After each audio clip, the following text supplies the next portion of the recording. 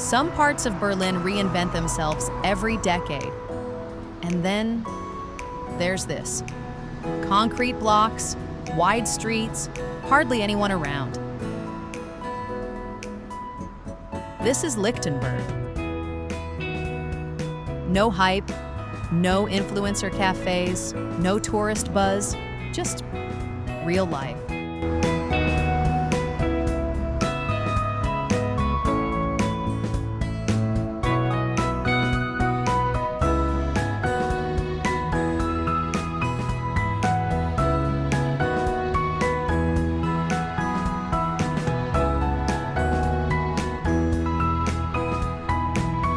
Before we get into it, welcome to Tripinn. We slow travel, we look closer, we find the stories most people walk right past.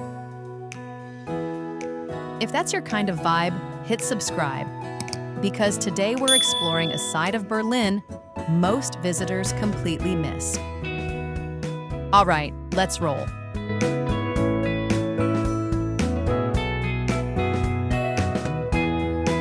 Right away, you can feel it. Lichtenberg isn't tight and packed like Miete. It breathes. Wide sidewalks, big open squares, space between buildings.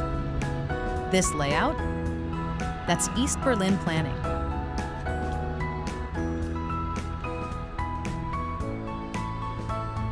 Back in the GDR days, neighborhoods were designed differently. More functional, more structured, more spread out. You can see it in the geometry, the straight lines, the openness.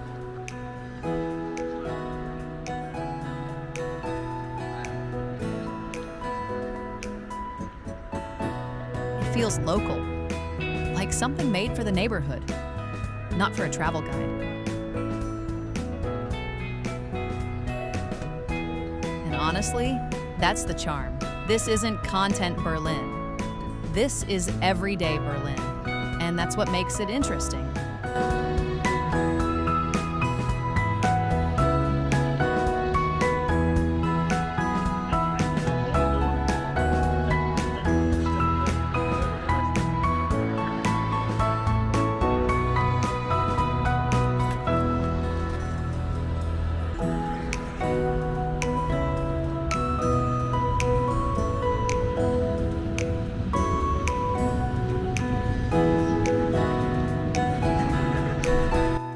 This street right here, Normannenstraße.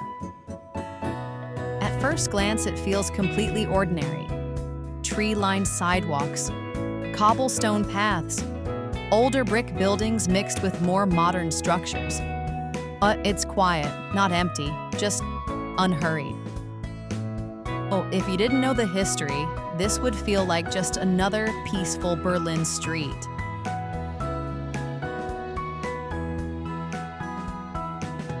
And that's what makes it interesting, because streets like this don't advertise their past. They don't put up signs. They don't make a big deal about it. They just exist.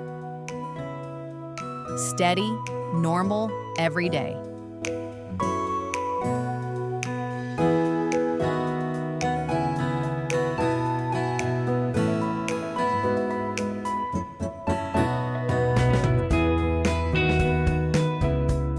If you're into exploring places like this, the low-key spots, the neighborhoods without the hype, make sure you're subscribed to Tripinn. We don't just hit landmarks, we dig a little deeper. All right, let's keep moving.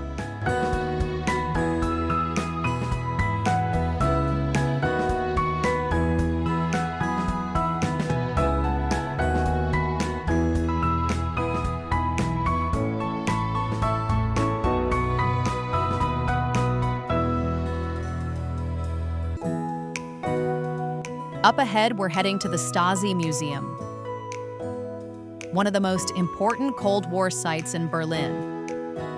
Let's check it out. This building was once the headquarters of the Stasi, East Germany's secret police.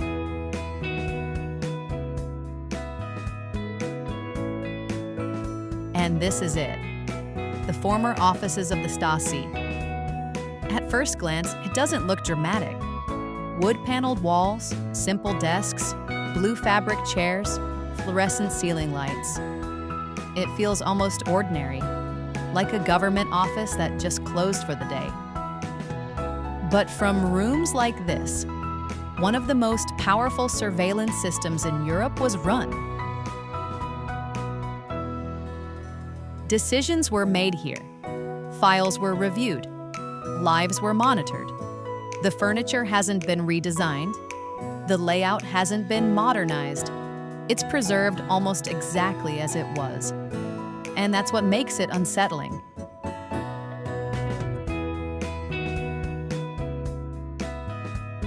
And standing here today, it feels calm. Too calm. History in Lichtenberg doesn't shout. It sits in rooms like this, still controlled and very real.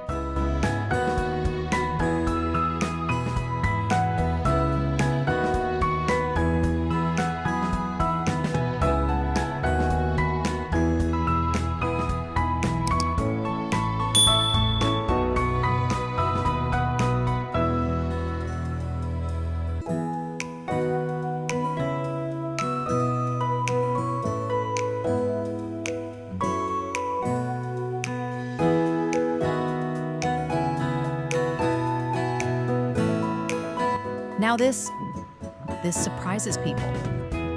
Rummelsburger Bucht. As we make our way toward the water, the atmosphere shifts. The streets open up, the air feels lighter, and suddenly the city feels a little farther away.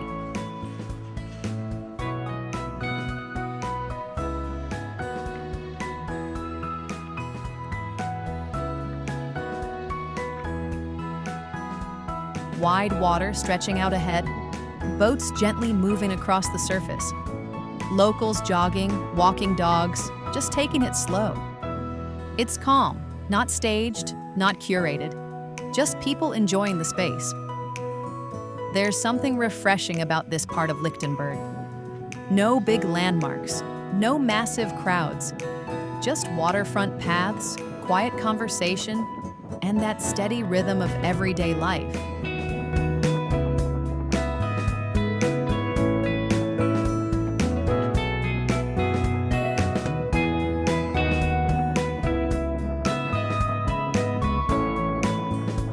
And as we keep walking along the edge, you realize this side of Berlin isn't forgotten. It's just living at its own pace.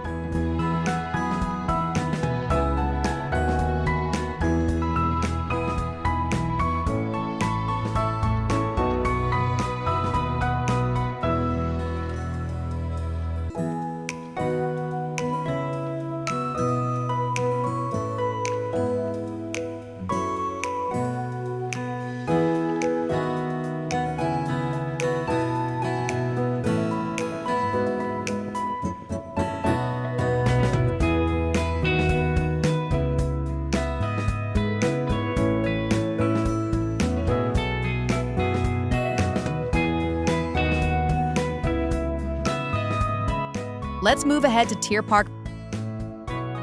This isn't just a zoo, it's one of the largest landscaped zoos in Europe. Massive open grounds, tons of green space. It's huge. And somehow, still not on most visitors' radar. If you want space to breathe in Berlin, this is it. No chaos, no rush, just room.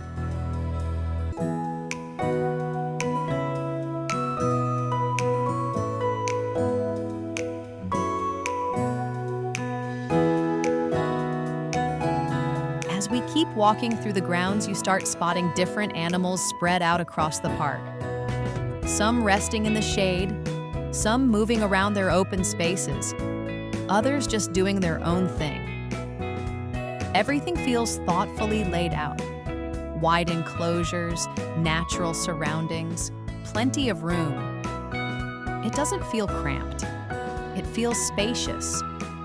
Like the animals and the visitors, they both have space to just exist.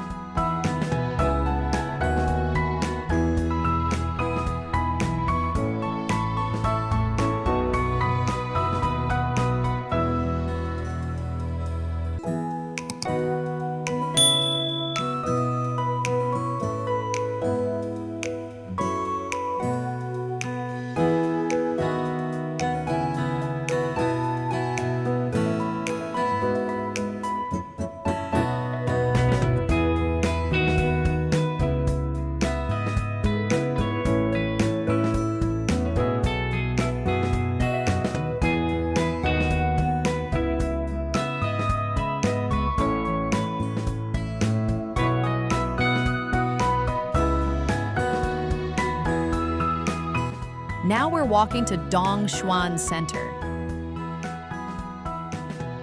And the energy shifts again. Long corridors, rows of shops, people browsing, moving at their own pace. It feels busy, but not overwhelming.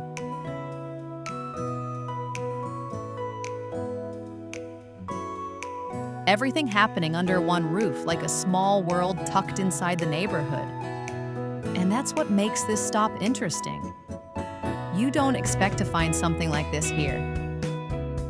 But that's Lichtenberg. Just when you think you've figured it out, it shows you something different. And honestly, that's a pretty solid way to end the day.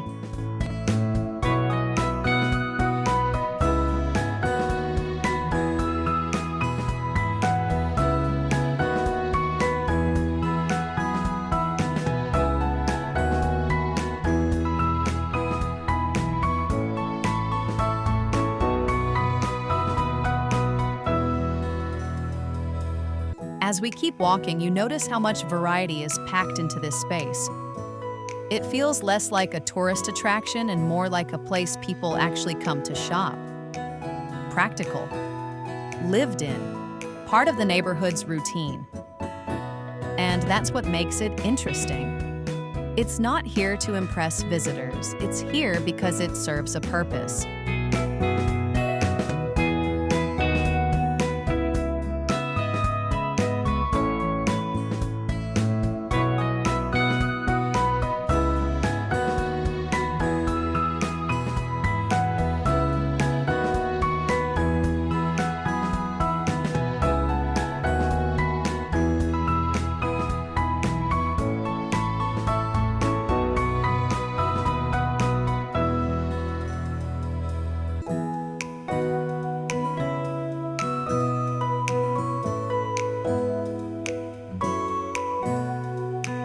So that's Lichtenberg. No giant landmarks, no massive crowds, no flashy attractions, just neighborhoods. History layered quietly into everyday life, and places that don't feel the need to compete for attention.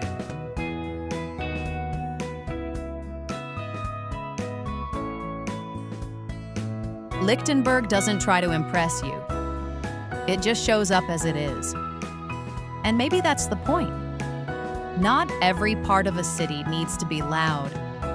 Some places are meant to be walked slowly, to be observed, to be understood.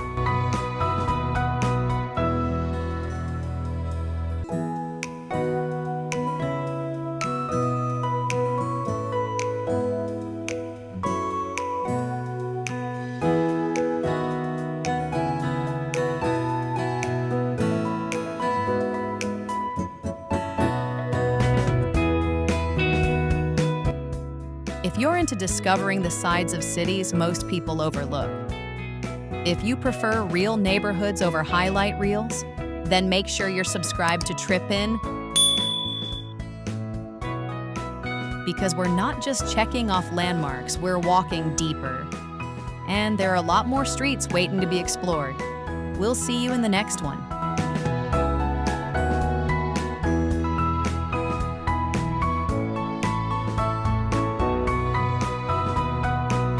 If you enjoyed exploring Lichtenberg, check out our full Germany playlist right here. There's a lot more to discover. And if you're into hidden, unexpected museums, don't miss our walk through the Musée de la Chasse et de la Nature in Paris. Keep exploring with Tripinn. We'll see you in the next one.